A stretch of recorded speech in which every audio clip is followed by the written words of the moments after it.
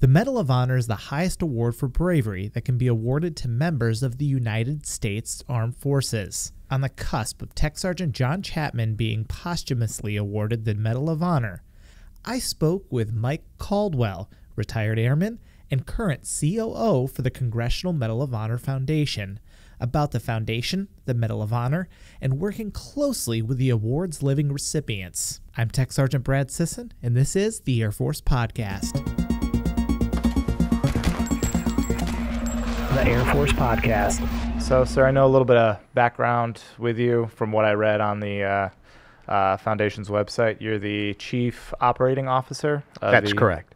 Of the Congressional Medal of Honor Foundation. That's right. So can you tell me a little bit about, I guess, the foundation and what you do? Our foundation was created in 1999 by the Congressional Medal of Honor Society. The society was signed into law, actually, by President Eisenhower in 1958. It is composed solely of the living recipients of the Medal of Honor. At the time it was signed into law, there were hundreds of living Medal of Honor recipients. Today, there are only 72. So, as the numbers continued to dwindle and they got together every year, they realized that they needed to leave a bigger legacy than just meeting with each other. So they created our foundation in 1999, and our job is to build better communities inspired by the values that are embodied in our nation's highest military award, the Medal of Honor. And those values embodied in the medal are courage and sacrifice, commitment and integrity, and citizenship and patriotism. And so we do that by operating education and recognition programs across the country, involving many times the Medal of Honor recipients themselves, but always based on those values of the Medal of Honor.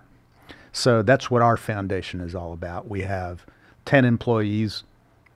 Our headquarters is in Arlington, Virginia, in the Air Force Association building, actually, on the 3rd floor, but our employees are scattered all over the country. So we're more of a virtual operation than a physical operation, but it's a very rewarding work to be involved with because we're talking to a lot of kids every day, a lot of adults, a lot of people who see a need for these values, to learn from them, to make better decisions about their lives, and to help other people to do the same. So it's very rewarding work for someone, especially like me, who spent a career in the United States Air Force, and then what do you do to replace that? And it's been a true blessing to be involved with it for the last 2+ years.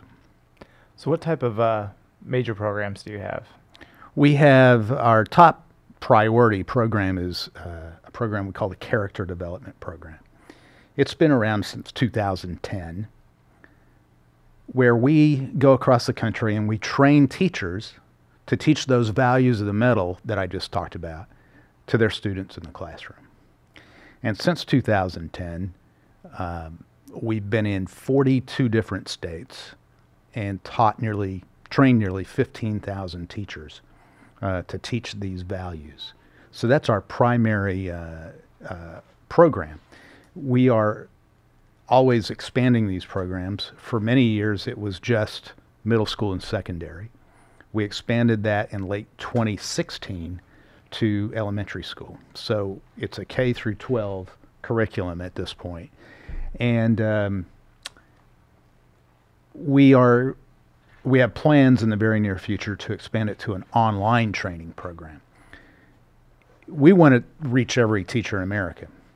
And since 2010, we've reached 15,000 of them. Well, there's 3 million teachers in the United States. So we need another way to reach people we'll just never get to because of where they are, or impossible to just get to that many people. So we have plans to expand to an online training program. We have a new program, relatively new program, that is less than a year old, called Live Up. And we also realize that while it's great to train the teachers, there are a lot of kids out there who may never get an opportunity to hear about these values unless we reach them directly where they live and learn and play, and that's, on a mobile device. So we created a program called Live Up where they can learn about the values of the medal, but they're directly linked to issues that they're concerned about in their daily lives, like competence and respect, staying in school, getting a job, relationships with each other, that type of thing. And so we've found a way to create activities that they can participate in online, share those activities with each other like they like to do, and actually be rewarded for those when they complete activities, and learn about the values and inculcate those in their own lives. So it's been a really good program. It's been well received, and we're really excited about those two programs. We have a recognition program that we love. It's called the Citizen Honors Program, and this is the recipient's personal program where they award everyday Americans for their acts of valor or selfless service to the nation. And so each year on March 25th, which is National Medal of Honor Day, they present 5 of these Citizen Honors Awards, 2 to people who have displayed acts of courage, 1 for lifelong personal selfless service to their community or nation, 1 to a Young Hero Award. And I'll give you an example. Last year's recipient, Virgil Smith, 13-year-old kid from Houston, during a hurricane that hit South Texas year and a half, 2 years ago. He saved the lives of 13 kids, 13 people in his apartment complex using an air mattress. So he'd swim around and get them, put them on the air mattress, and swim them to safety. Amazing young man. And then we have one for a community organization that is dedicated to helping veterans and their families.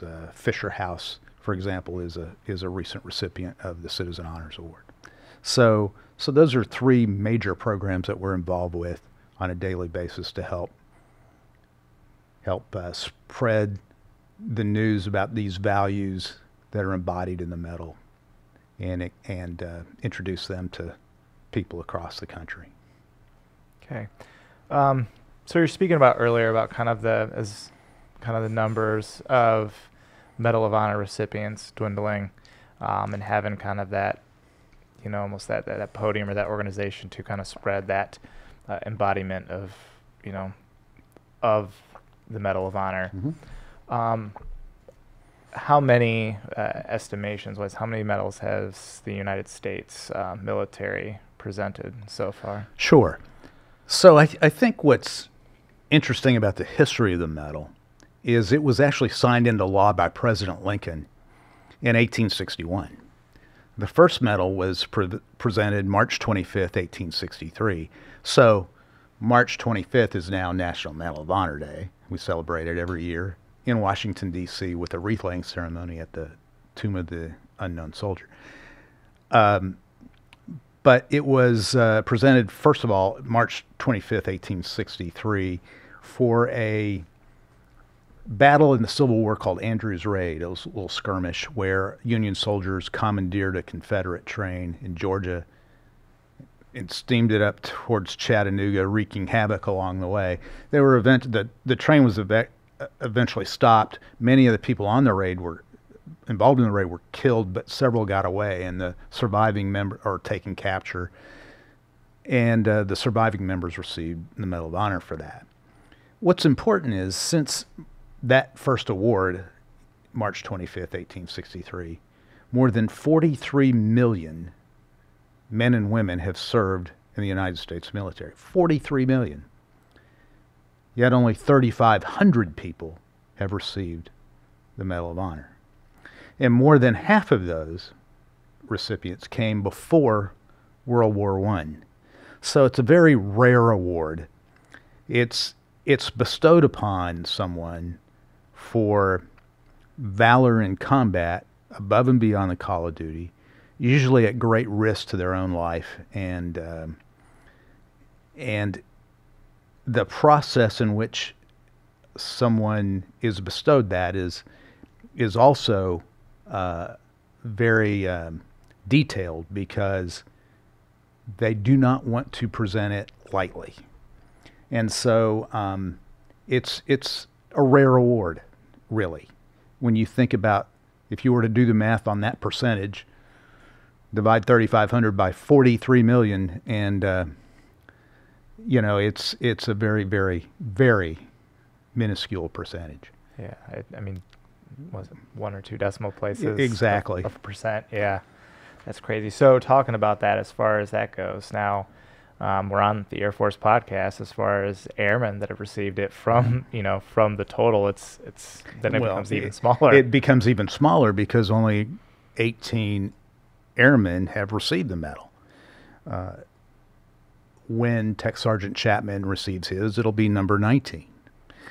So it's interesting, though, that dating back to World War I, medals were bestowed upon naval aviators dating back to the First World War. So it's not unusual for an aviator or an airman to receive the award, but not many Air Force airmen have received it.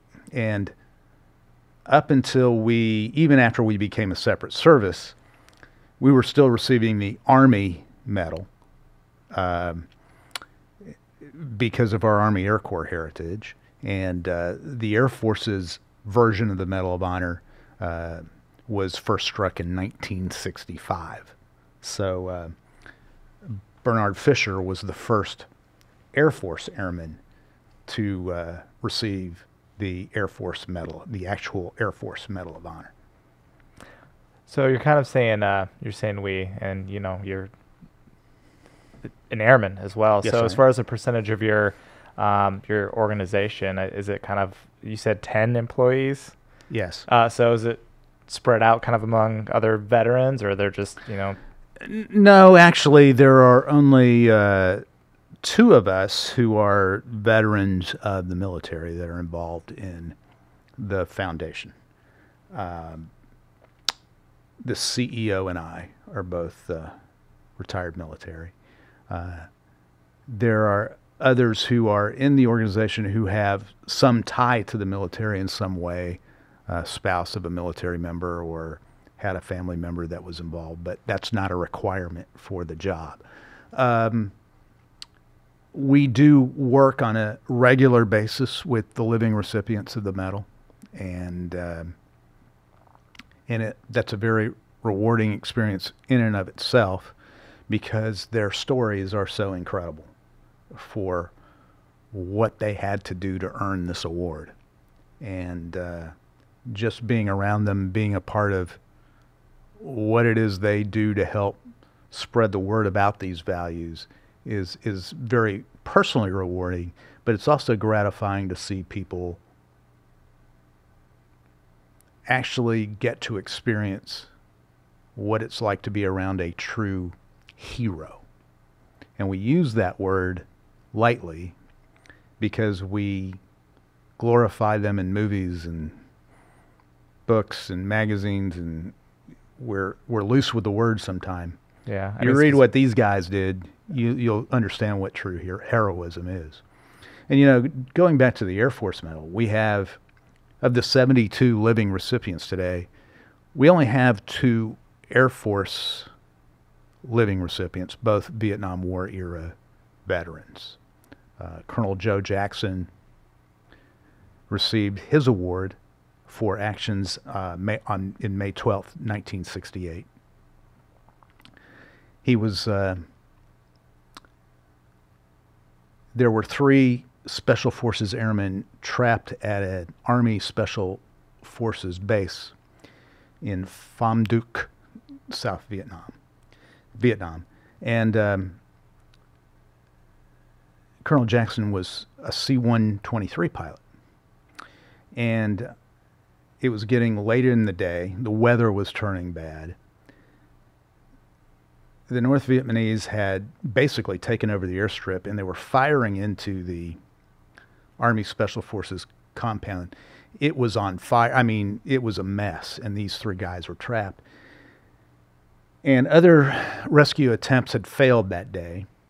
As a matter of fact, 8 aircraft had already been destroyed, and 1 aircraft was still on the runway, which reduced the landing strip to about 2,200 feet. And Colonel Jackson's flying a C-123 cargo plane. And I don't know if you've ever seen pictures of a C-123, but it's not exactly a very sleek-looking airplane, as you might imagine. So he volunteered to give it a shot. I mean, it was the last shot of the day because of the weather, the darkness, and all that. And under intense, heavy gunfire, enemy fire, he was able to get the C-123 in and maneuver it close to where the airmen were. And the aircraft's taken on all kinds of fire, machine gun fire. A rocket comes out and lands in front of the nose of the aircraft, hits the ground, and doesn't go off. The airmen are able to shoot their way onto the plane, and he's able to take off and get them out of there on a 2,200-foot strip. And for that action, he received the Medal of Honor. It's a great piece of airmanship. Colonel Jim Fleming, who is our other Air Force airman who has the Medal of Honor that's still with us, he was a Special Operations Huey pilot in Vietnam, and a handful of Army Special Forces soldiers had been airdropped into the countryside in the western highlands of Vietnam, about 20 miles outside of Pleiku. And as soon as they were dropped off, they were basically surrounded by the enemy on three sides, and the other side was the river. And they immediately called for air evacuation. And forward air controller picked up the signal, of course, and Colonel Fleming was leading this 5-ship of Hueys at the time, and they were coming back from another mission that they had already been on and were low on fuel, but they decided to go over to see if they could help. One of the helicopters, so low on fuel, as soon as they got to the site, it had to leave and get back to its home base. One of the helicopters crashed, and so that left 4 helicopters. Then one crashed. So another helicopter had to go land, get those airmen off that helicopter, and they left. So that left 2 helicopters. One of the helicopters started laying down fire, defensive fire, so Colonel Fleming could vector his helicopter in to pretty close to where he thought these folks were. And he took the skid of the helicopter onto the bank of the river and hanging out over the water, so they kind of had a ramp to jump up into the helicopter. They tried it, couldn't do it. They were too much fire. So he pulls away, circles. The soldiers are instructed to set off their landmines. It's kind of a diversionary tactic. So they set those off. Jim comes swooping back in with his helicopter, does the same tactic again. They're able to shoot their way onto the helicopter and get them out of there. So, you know, our two who are still with us exemplified great airmanship skills and what they did to earn the Medal of Honor, and every airman should be extremely proud of them. And I've had the opportunity to meet both, and both are just outstanding gentlemen, aside from the fact that they're heroes of the nation. Yeah. They share any, I guess, personality traits that you could kind of see, like from a human perspective at all? Or are they very like distinct? I mean, everybody's a distinct person, but was there kind of similarities between the two that just kind of struck you at all? You know, it's interesting you ask that, because I've thought about that question regarding all of them, not just those two. And I've thought about that, and what is it that's common? And this may sound like trite since we're talking valor in combat, but the thing that really binds them together is courage. And because they're all different, very different from each other.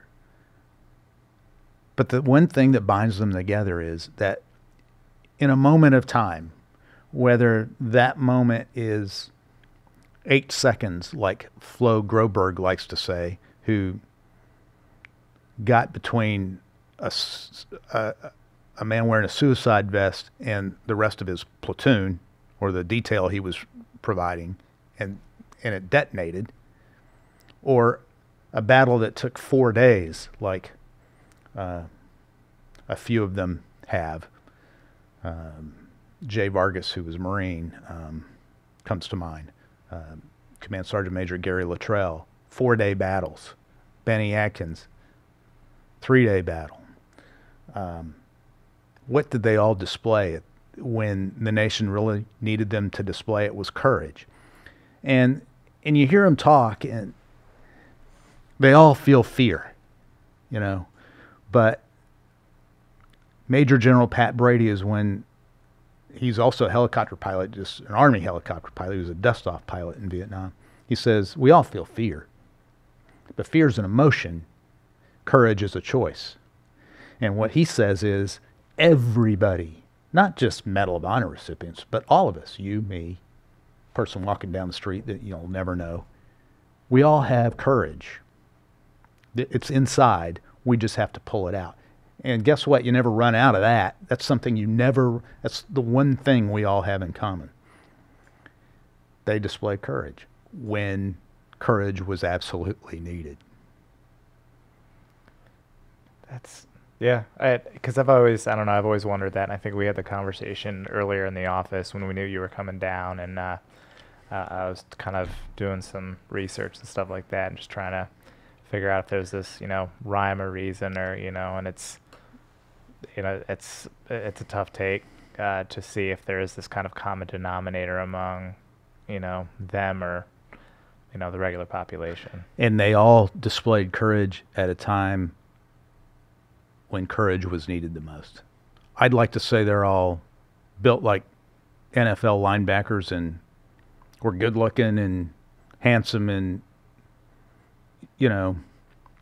great senses of humor. None of that. They're all different, but they all displayed courage. Yeah. So what gets you out of bed every morning working for this organization? Well, I tell you, I spent 24 years in the Air Force. That changed my life. I mean, it was a great experience. I loved every minute of it. And when you leave the Air Force, it's hard to find something to replace all of that. Now,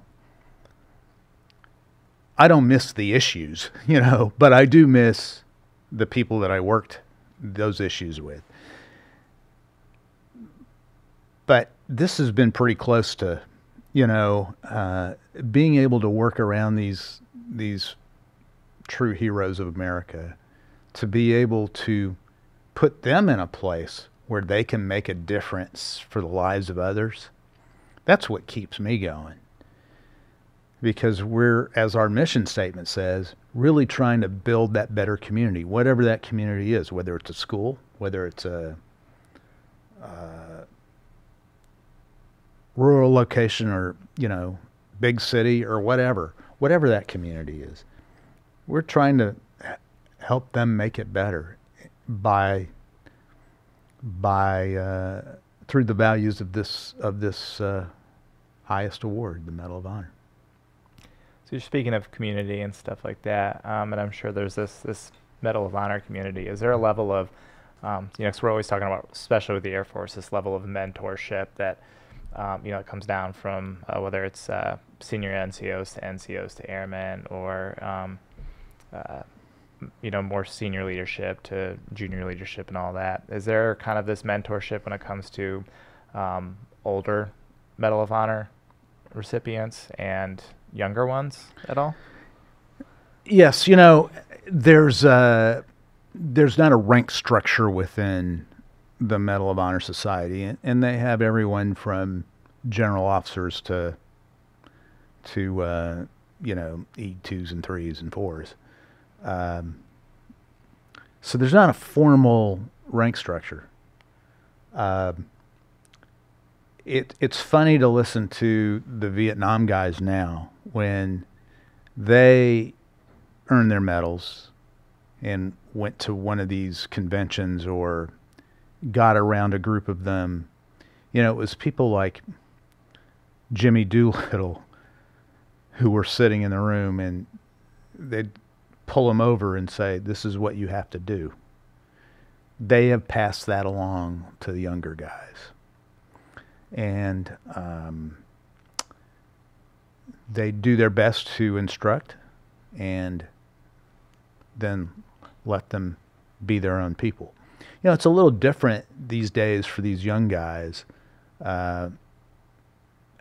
because they don't have a whole lot of time to do that thing you do with the Medal of Honor because they're working. They've got families. They're still out there making a living. So most of them have jobs with supervision that understands what they're all about and lets them go out and make a difference from time to time. But they have some different concerns than I think the guys from the Vietnam generation had. And so they do mentor each other, and even the older younger guys mentor the younger guys. You know, so it's quite a dynamic to watch. Yeah. Is there any type of? I was kind of going through a couple of the biographies of some of the recipients, especially the Iraq and Afghanistan recipients. Is there I don't know, I'm trying to figure out the best way to say this. Is there some kind of, even though it's an immense honor, is there baggage that comes along with it a little bit as well, whether it's the families or the recipients at all, that kind of maybe weighs a little bit, or no? I imagine having something, it's kind of like you hear about survivor's guilt, and I imagine having the Medal of Honor. Is there baggage that you would see at all with these guys? Or their families? I would say that, you know, I always ask when I'm with them, and I get to do interviews with them, kind of like what we're doing now. Actually, I ask them, what's the best thing about wearing the medal, and what's the hardest thing? And, you know, one of the hardest things is you're always on. People are always watching you. They're always listening to what you say. And they're making an assessment as to whether or not you're upholding what that medal stands for.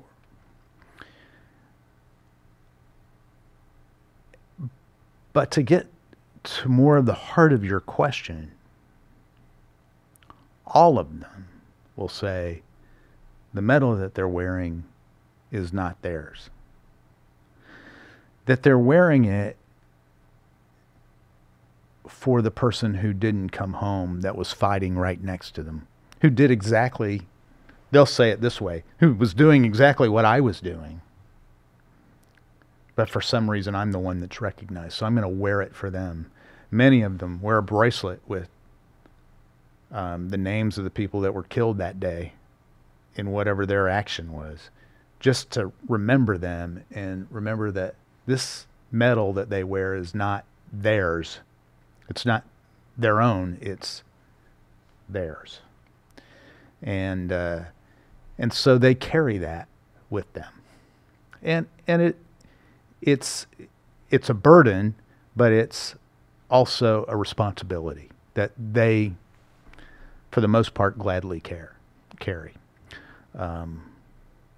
Sal Junta, who was the first soldier to receive the Medal of Honor for the War on Terror.